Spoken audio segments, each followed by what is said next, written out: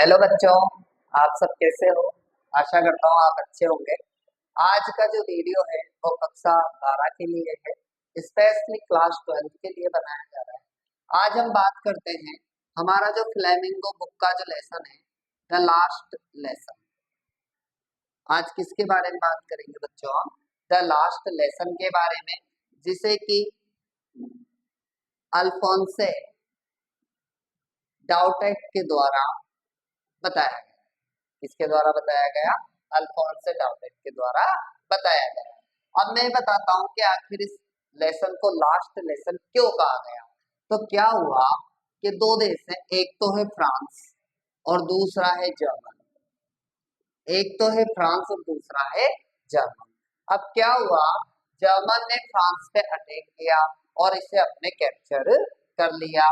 तो जर्मन ने एक ऑर्डर दिया। जर्मन ने क्या किया? एक ऑर्डर दिया। और ऑर्डर क्या दिया कि बर्लिन से एक ऑर्डर आया है। और वो बर्लिन से ऑर्डर क्या आया है? बर्लिन से ऑर्डर आया है कि अल्सेक और लॉरेन, ये दो जगह हैं, अल्सेक और लॉरेन। अल्सेक और लॉरेन, इन दोनों जगहों में जितनी भी स्कूल्स हैं, क्या है बच्चों, जितने भी स्कूल हैं, उन स्कूल्स में क्या कर दिया जाएगा? फ्रेंच लैंग्वेज को बैन कर दिया जाएगा। हम बात कर रहे हैं लास्ट लेसन की। तो फ्रांस और जर्मन में एक वॉर हुआ, बर्लिन से ऑर्डर आया। ऑर्डर क्या आया कि अल्सेक और लॉरेन के जितने भी स्कूल्स हैं, उन स्कूल्स में क्या किया जाएगा? फ्रेंच लैंग्वेज को बैन कर दिया जाएगा। अब यहाँ पे एक टीचर है, उन टीचर्स का नाम है एम हेमन। क्या है बच्चों? टीचर का नाम एम हेमन। और जो स्टूडेंट है उसका नाम है फ्रेंच। टीचर का नाम तो है एम हेमन और स्टूडेंट का नाम है फ्रेंच। अब ये लेसन स्टार्ट होता है कि उस दिन फ्रेंच स्कूल जाने से डरा हुआ था। French was scared to go to school. French was scared to go to school. वो स्कूल जाने से डरा हुआ था। क्यों डरा हुआ था? क्योंकि ये जो एम हेमन है, जो उसके टीचर है, एम हेमन ने कहा था कि बच्चों आज मैं क्या करूंगा, पार्टिसिपल्स के ऊपर तुमसे प्रश्न पूछूंगा। उनके टीचर एम हेमन ने क्या कहा कि बच्चों आज पार्टिसिपल्स के ऊपर मैं तुमसे कुछ क्वेश्चंस पूछूंगा। अब ये जो लड़का है फ्रेंच, इस फ्रेंच को पार्टिसिपल्स के बारे में कुछ भी पता नहीं है। फ्रेंच को पार्टिसिपल्स के बारे में कुछ भी पता नहीं है। तो ये क्या करता है? डर जाता है। तो ये स्कूल जाने की बजाय कहाँ चला जाता है? अपने पास के जंगल में चला जाता है। एम हेमल ने कहा सभी बच्चों से पार्टिसिपल्स पे क्वेश्चन पूछा जाएगा। अब फ्रेंच को तो कुछ भी नहीं आता।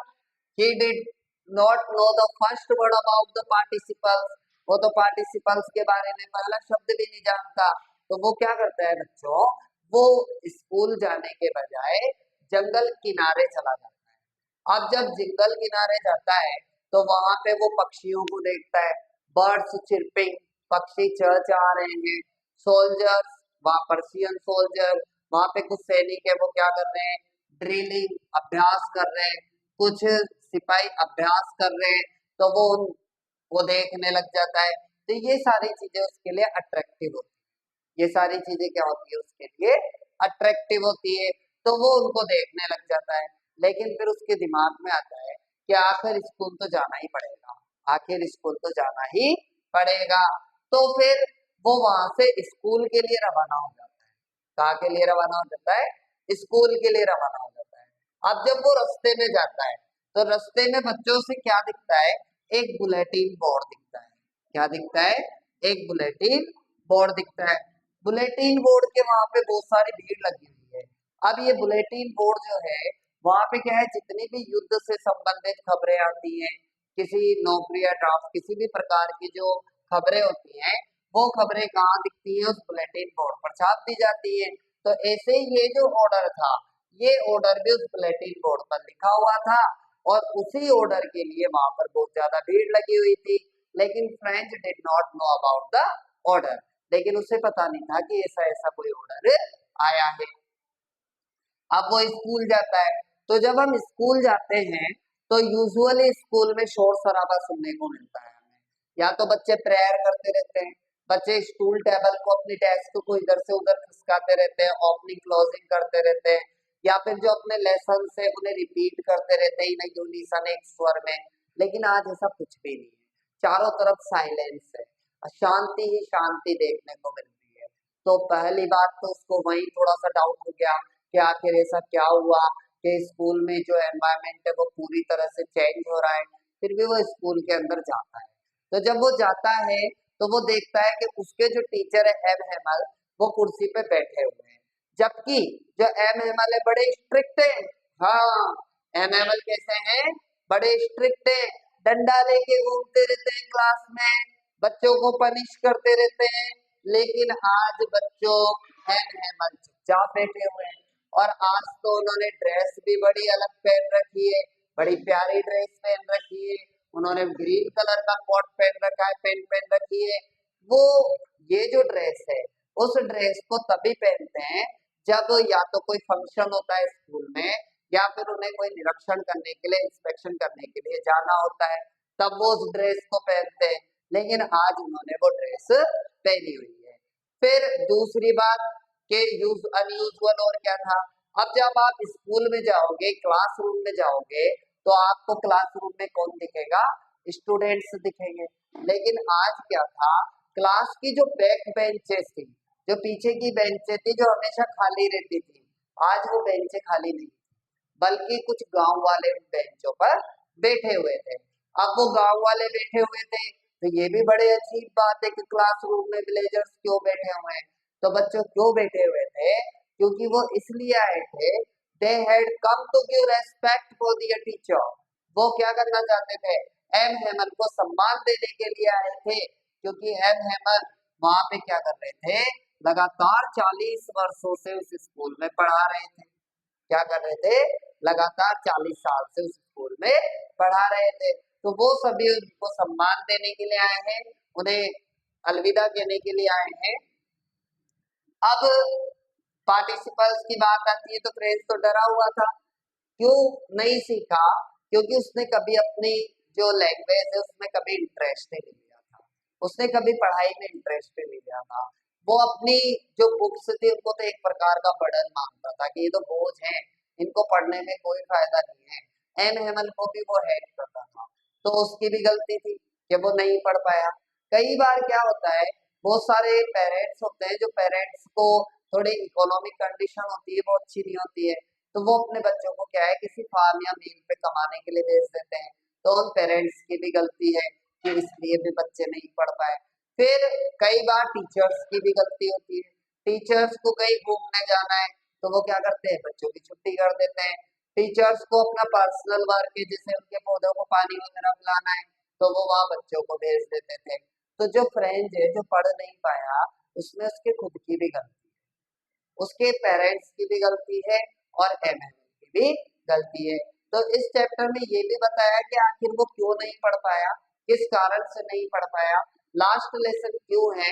क्योंकि अब क्या होगा, कल से न्यू टीचर आएगा, और वो जो न्यू टीचर है वो अब जर्मन लैंग्वेज पढ़ाएगा। तो फ्रेंच लैंग्वेज वो बैन हो चुकी है। तो जो एम हेमल है वो फ्रेंच लैंग्वेज के टीचर है, तो वो आज क्या कर रहे हैं? अपने स्कूल को छोड़कर जा रहे हैं हमेशा के लिए। तो जब ये बात सभी को पता लगी तो वो उनको सम्मान देने के लिए स्कूल में आए थे। और जो फ्रेंच है, उस फ्रेंच का जो एटीट्यूड था अपने टीचर के लिए, अपनी एजुकेशन के लिए, वो भी क्या हुआ बच्चों? पूरी तरह से बदल गया, पूरी तरह से चेंज हो गया। अब वो उनका सम्मान करने लगा, अपने टीचर का, अपनी बुक्स का सम्मान करने लगा। लेकिन जब चिड़िया चुग गई खेत तो पछताने से क्या फायदा? तो इसी प्रकार से बच्चों, जब बैन लग गया और अब टीचर ही नहीं है फ्रेंच लैंग्वेज वाला, तो फिर अब पछताने से क्या फायदा? तो इस लेसन के अंदर हमें ये बताया गया है कि जो कार्य हमें जिस समय पर करना है उसे तभी करना है।